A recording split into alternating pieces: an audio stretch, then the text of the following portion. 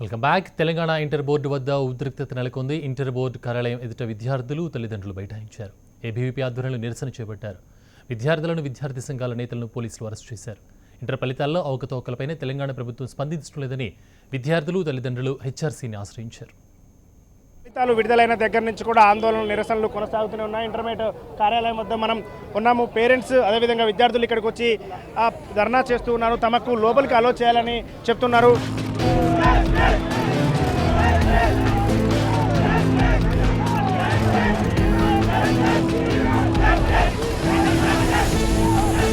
Inter ఫలితాల్లో గందరగోళాన్ని నిరసిస్తూ ఏబీవీపీ ఆధ్వర్యంలో విద్యార్థులు వారి తల్లిదండ్రులు నిరసనకు దిగారు.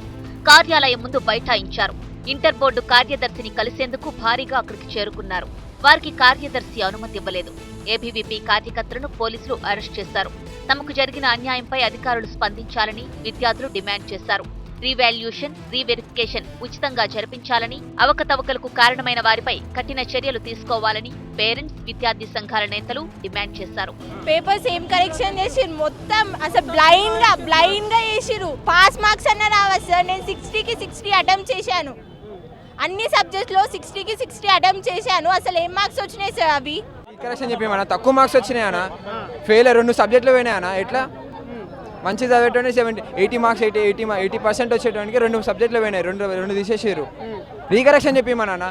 మా పేపర్స్ మాకు ఇవ్వండి. రీవెరిఫికేషన్ కి పెట్టాలంటున్నారు. టైం లేదు మాకు. మా పాప మార్క్స్ ఏంటో మాకు తెలుసు కాబట్టి మా పేపర్స్ మాకు ఇవ్వమని మేము కోరుతున్నాం. ప్రభుత్వం నుంచి అదే మాకు కావాల్సింది. పేపర్స్ ఇవ్వండి. మీరు గ్యాంబ్లింగ్ చేస్తారా? పేపర్స్ పోయాయి అంటున్నారు. మీకు నమ్మకం లేదా? మా పేపర్స్ మాకు ఇవ్వాలని కోరుతున్నాం అంతే.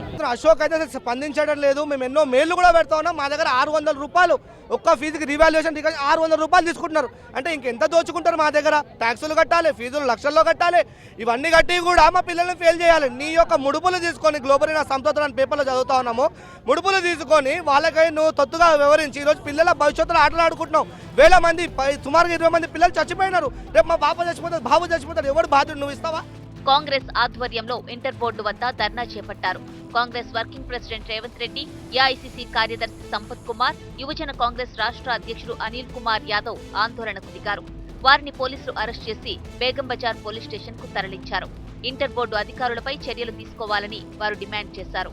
వారి తల్లిదండ్రులు మనోవేదన గురవుతున్న సందర్భంలో ప్రభుత్వము అనేక తప్పుదాలు జరిగిన పరిస్థితులలో ఈరోజు ఆత్మహత్యలు కూడా దారితీస్తున్నటువంటి దురదృష్టకర పరిస్థితులలో న్యాయం చేయమని వస్తే పోలీసుల చేత కొట్టించి తొక్కించి ఈ రకంగా నిర్బంధిస్తూ ఉన్నారు. ఇది ముమ్మాటికి ప్రభుత్వము తన తప్పులను కప్పిపుచ్చుకోవడం చేస్తున్న ప్రభుత్వ వైఫల్యం వల్ల ఈ రోజు ఇంత ఉపద్రవం వచ్చింది. 12 మంది విద్యార్థుల చావులకు కారణమైన మంత్రి తక్షణమే రాజీనామా చేయాలి. జగదీశ్వర్ రెడ్డి వాస్తవంగా మంత్రిగా వైఫల్యం చెందిండు. ముఖ్యమంత్రి ఇంతవరకు సమీక్షించలే. ఈరోజు ముఖ్యమంత్రి బాధ్యత వహించాలి. ఇవాళ విద్యార్థుల చావులకు ముఖ్యమంత్రి కారణము. ఇవాళ విద్యార్థుల చావులు ఆత్మహత్యలు కాదు, ఈ ముఖ్యమంత్రి చేసిన హత్యలే. ఈ హత్యలకు కేసీఆర్ భారీ మూల్యం చెల్లించాలి. ఇంటర్ బోర్డు అధికారులు తల్లిదండ్రులకు భరోసా ఇవ్వాలని ఎమ్మెల్సీ నర్సిరెడ్డి కోరారు. ఇంటర్ బోర్డు విద్యా అధికారులు కానీ కమిషనర్ కానీ బయటకు వచ్చి వాస్తవాలు ఏంటి, ఎందుకు ఇబ్బందులు జరిగినాయి, వాటి పరిష్కారం ఏం చేస్తున్నారు, ఎన్ని రోజుల సమయం తీసుకుంటారు, తల్లిదండ్రులకు మంచి భరోసా ఇచ్చినట్లయితే ఇంటర్ బోర్డు ముందు ఇటువంటి ఆందోళన కలిగే అవకాశం లేదు, ఉండే అవకాశం లేదు. తెలంగాణలో ఇంటర్ విద్యార్థుల ఆత్మహత్యలపై సీఎం కేసీఆర్ కు పీసీసీ చీఫ్ ఉత్తమ్ కుమార్ రెడ్డి ఘాటుగా లేఖ రాశారు. మార్కుల్లో గందరగోళానికి విద్యాశాఖ మంత్రి జగదీష్ రెడ్డి బాధ్యుడని, వెంటనే ఆయన్ని బర్తరఫ్ చేయాలని లేఖలో కోరారు. 17 మంది విద్యార్థులు ఈ తప్పుడు ఇంటర్మీడియట్ సెకండ్ ఇయర్ రిజల్ట్స్ వల్ల ఆత్మహత్య చేసుకున్నారు.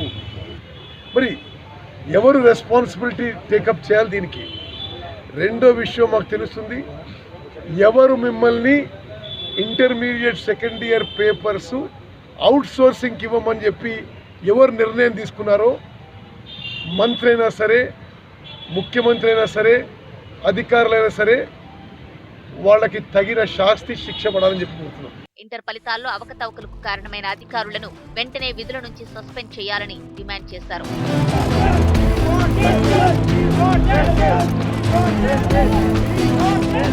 ఏదైతే ఇంటర్ బోర్డు తప్పులు చేసిన దానిపైన పూర్తి స్థాయిలో కూడా ఖచ్చితంగా బోర్డు అధికారులు నిర్ణయం తీసుకొని మా విద్యార్థులకు న్యాయం చేయాలనేది కూడా తల్లిదండ్రులు ఆరోపిస్తున్నారు. కెమెరా పర్సన్ సీనుతో ప్రవీణ్ కలవల, HMTV, హైదరాబాద్.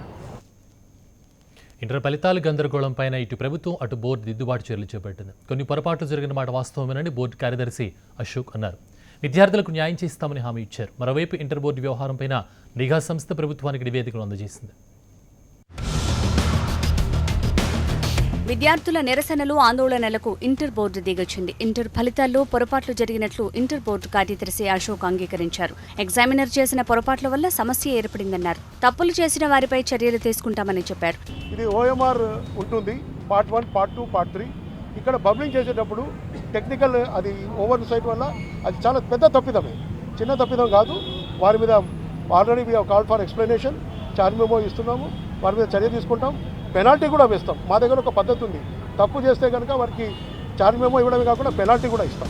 21,000 జవాబు పత్రాలు గల్లంతయ్యాయన్న వార్తలు అవాస్తవమన్నారు అశోక్. జవాబు పత్రాలు పోలీస్ కస్టడీలో భద్రంగా ఉన్నాయని చెప్పారు. రీకౌంటింగ్, రీవెరిఫికేషన్, రీవాల్యుయేషన్ చేయించుకోవచ్చని తెలిపారు.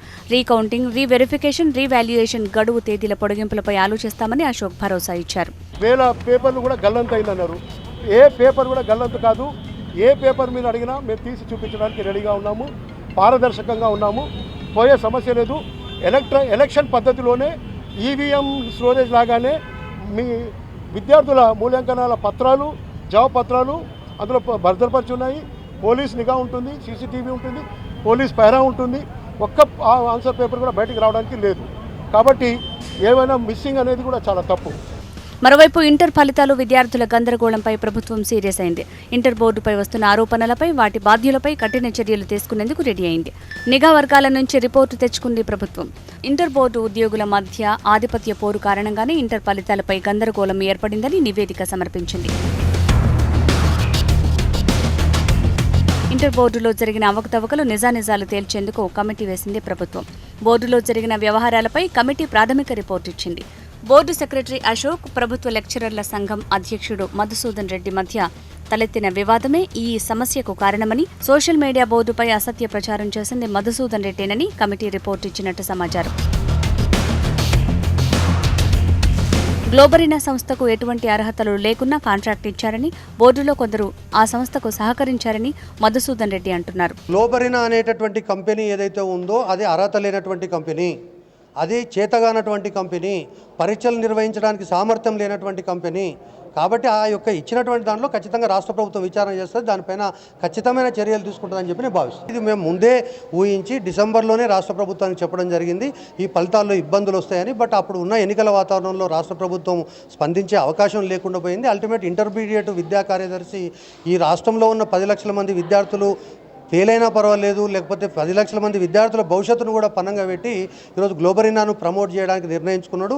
ఇంటర్ బోర్డులో ఉన్నటువంటి అధికారులు కూడా ఈ సంస్థ నిర్వహించలేదని స్పష్టంగా నోట్ ఫైల్లో రాసినా కూడా అటువంటి విషయాలను కూడా పెడచెవిన పెట్టి ఈరోజు ఈ యొక్క ఇంటర్ బోర్డు కార్యదర్శి గ్లోబరీనా సంస్థనే ఈ పరిణామాలకు కారణం. ఇంటర్ రిజల్ట్ గందరగోళం, బోర్డులో లుకలుకలపై ప్రభుత్వం ఎటువంటి చర్యలు తీసుకుంటుందో చూడాలి.